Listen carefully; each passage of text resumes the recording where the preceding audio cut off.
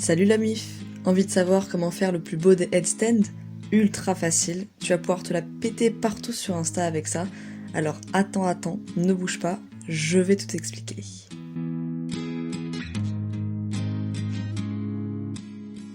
Donc on commence bien évidemment par l'échauffement. Donc là, t'hésites pas, tu travailles tout, les poignets, les articulations, la nuque, le cou, le périnée même, si le cœur t'en dit.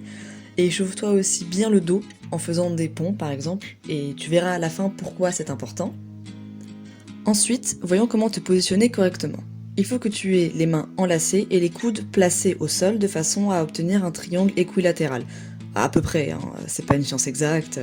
Et ensuite, tu viens bloquer ta tête dans ce triangle. Voilà, c'est tout, rien de plus simple. Maintenant, passons à l'entraînement. On peut donc voir plusieurs niveaux d'entraînement. Niveau numéro 1, s'entraîner contre un mur.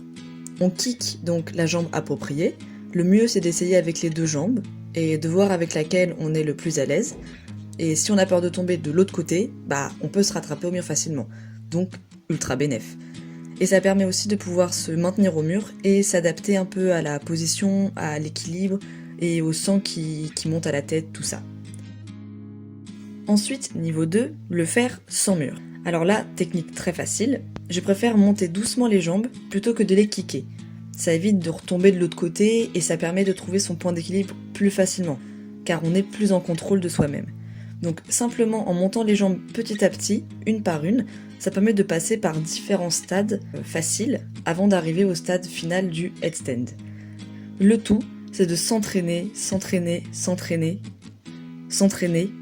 encore et encore, jusqu'à trouver ton point d'équilibre.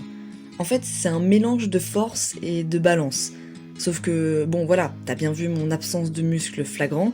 Si moi je peux le faire, t'inquiète pas, tu as la force pour le faire, tu peux largement y arriver aussi, y a pas de souci.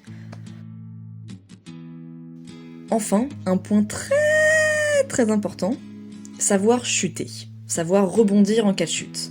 Donc, si par malheur, tu sens que tu as passé du côté obscur du headstand, t'as à ma connaissance une seule solution possible, c'est de pouvoir retomber en pont. Donc voilà pourquoi bien s'échauffer au début est ultra important. Donc si tu sens que tu tombes, tu paniques pas, tu gaines tes jambes, tu gaines tout ton corps en vrai, et normalement ça devrait aller.